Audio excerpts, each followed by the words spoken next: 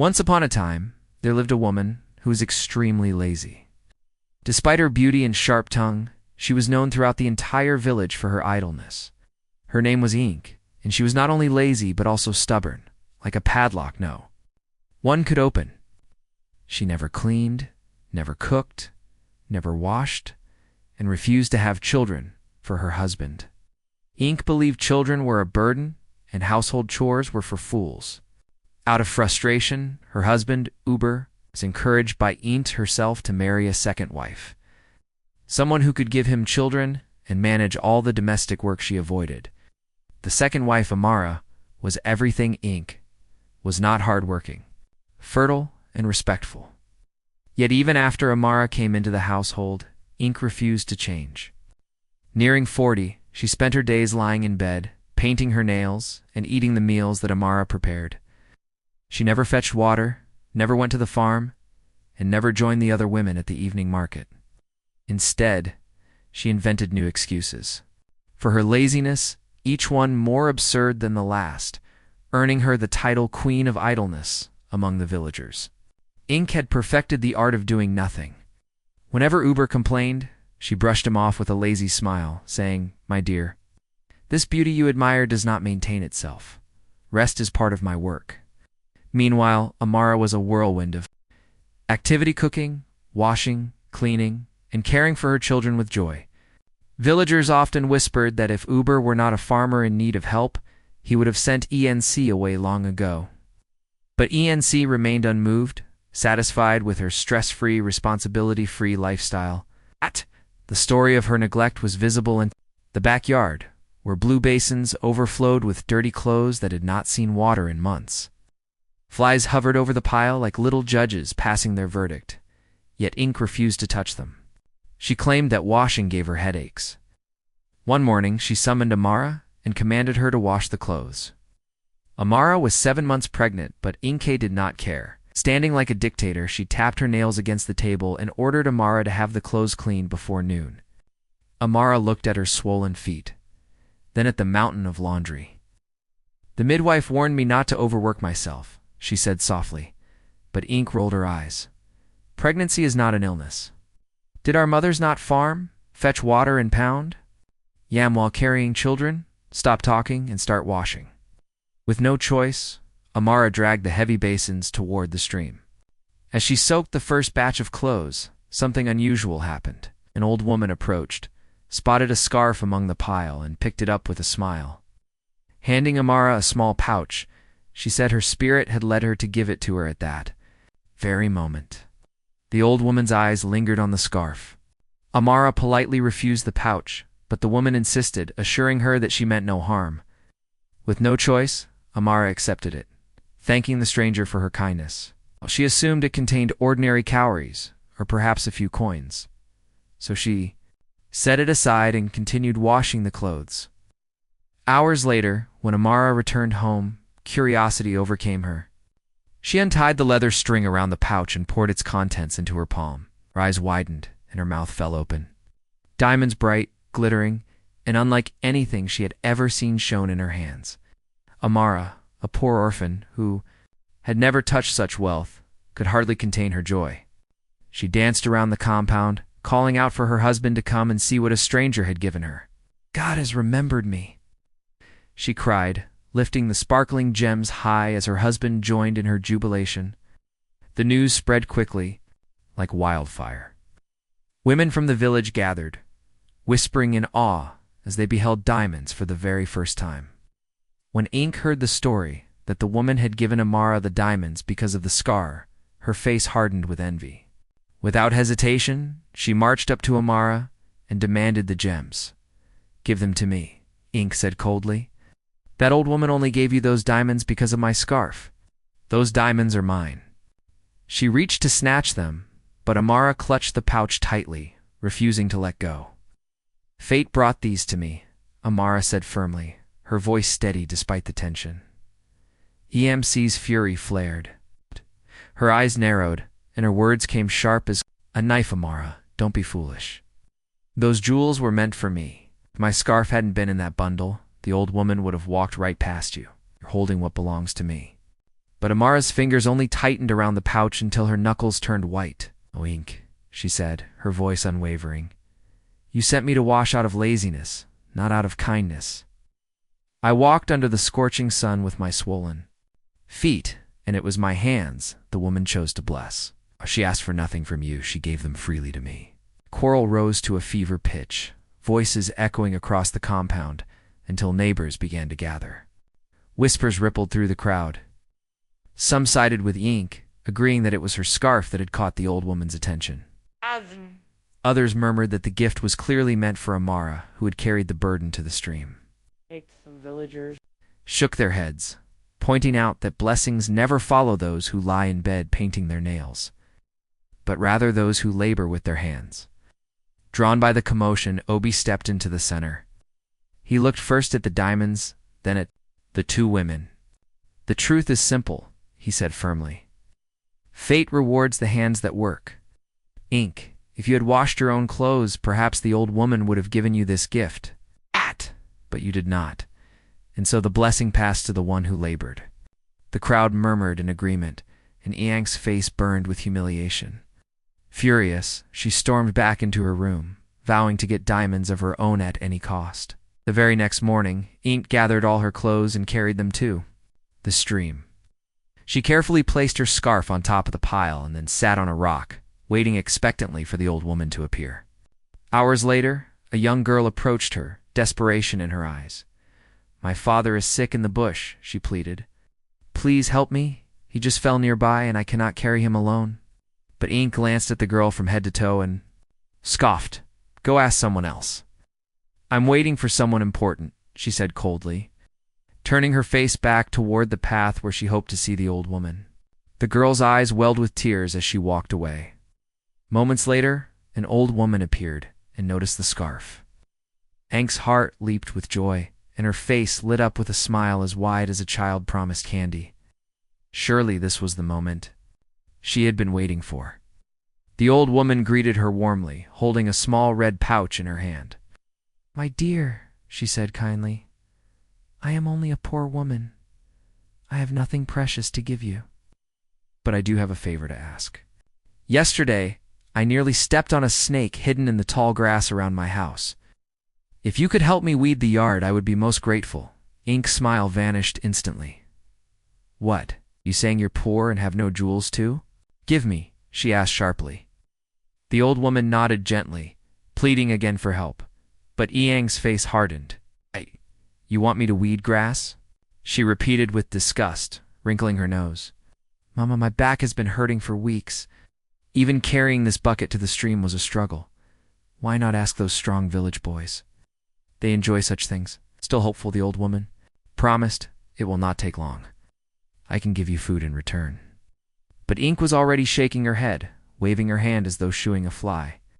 "Mama, I wish I could help, but I am waiting here for someone important. Besides, the sun is too hot, and my skin burns easily," she said dismissively. The old woman's smile slowly faded.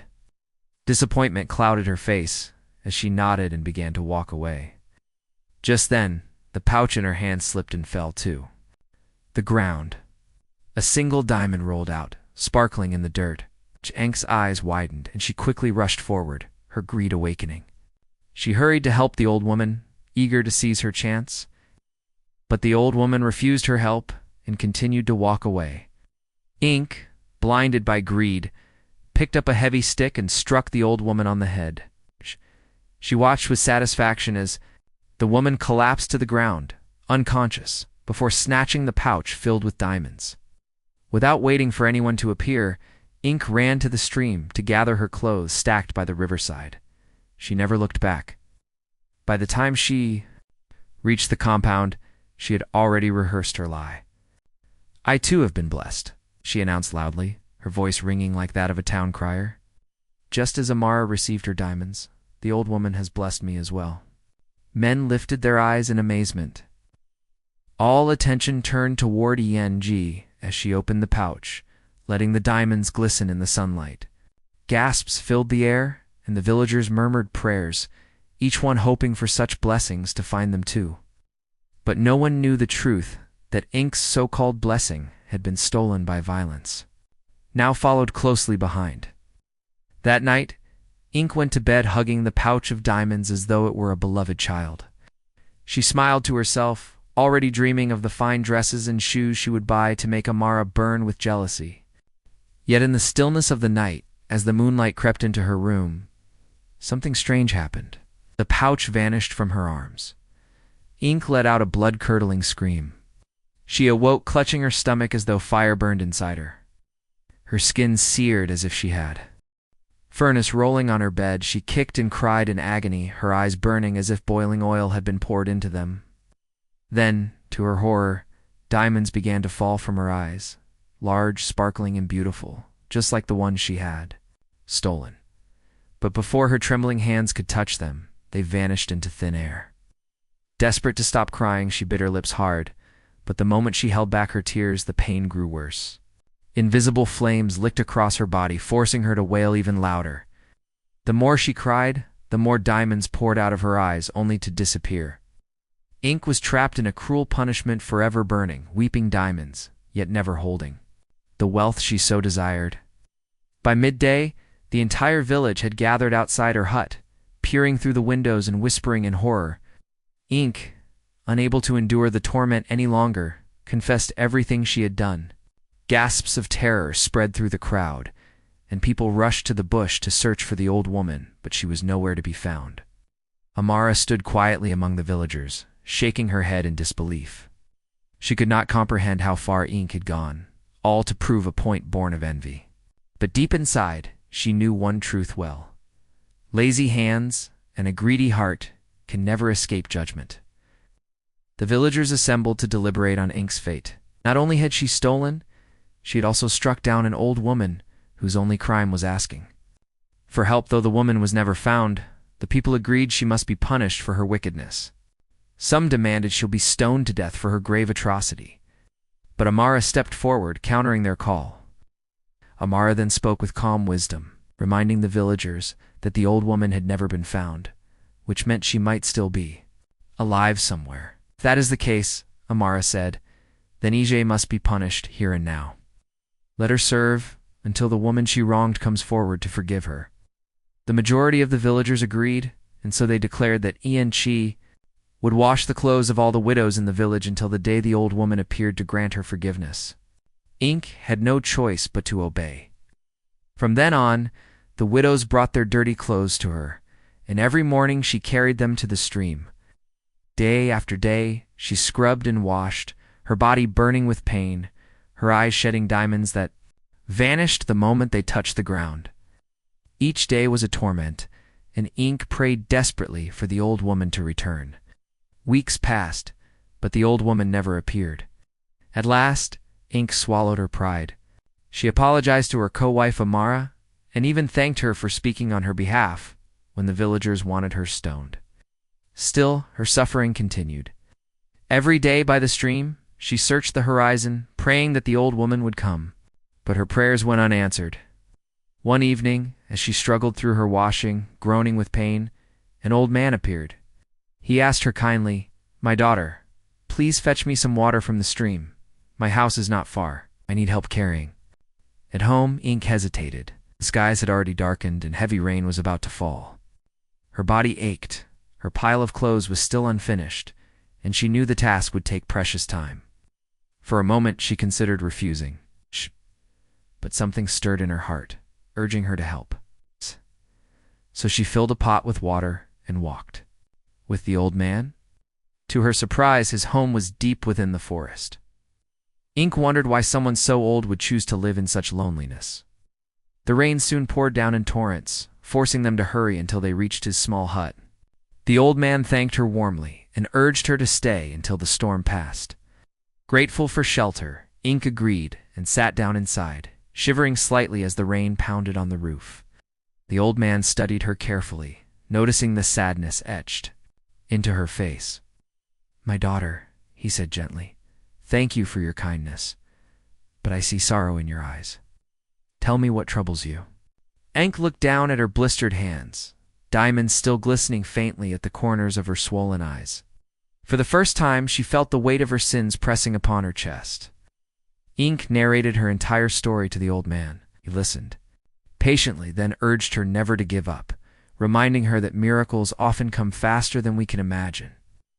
His words filled her with unexpected courage as she waited for the rain to subside. Minutes later, she returned to the stream to finish her washing. That evening, she came home to find Amara groaning in pain. She was in labor, and their husband had not yet returned. Without hesitation, Ink rushed Amara to the midwife's hut. The midwives had just finished a delivery, but quickly prepared. To help Amara, Ink sat quietly in a corner as a young woman approached her, pleading for help. "My sister just gave birth, and we have no money to pay," the young woman said desperately. Without thinking twice, told her to wait. Hurried back home, grabbed some money, and explained everything to her husband, including Amara's condition. Together, they rushed back to the midwife's hut. When Eng arrived, she immediately searched for the young woman, only to be met with confusion. "I don't have a sister," the woman replied, staring at her blankly. Ink froze, stunned. Before she could gather her thoughts, Town Crier's voice rang out across the village. Ink had been released from her punishment. At that very moment, the burning that had tormented her body vanished, and the diamonds stopped pouring from her eyes. She stood in silence, overwhelmed, realizing the young woman who had begged her for help was going to appear as though she had never existed. What Ink did not know was that the old woman she had sought for weeks had disguised herself first as the old man in the forest, then as the young woman in the hut. Both encounters had been a test of her patience, her heart, and her willingness to show kindness without expecting reward. Her punishment was lifted not because she had suffered enough, but because she had finally chosen compassion over greed. Ink sank to her knees on the dusty road outside the healer's hut, tears streaming down her cheeks. For the first time in months, there was no burning, no vanishing diamonds on the relief, and the quiet sting of humility. From that day forward, ENC changed. She not only washed the widow's clothes, but also did the household chores she had once scorned. She cooked, tended to the family, and lovingly helped Amara care for the newborn baby. In time, she even agreed to have children of her own, and though the old woman never appeared again, Ink lived her life as if she might return at any moment, ready this time to pass the test without hesitation. The lesson of this story is clear. True kindness, given without expectation, is the purest form of wealth. A lazy hand may avoid work for a while, but the day always comes when the heart must be tested. Only those who choose compassion will pass. Remember, always blessings often arrive in disguise. The smallest act of help may hold the key to freedom from life's heaviest burdens.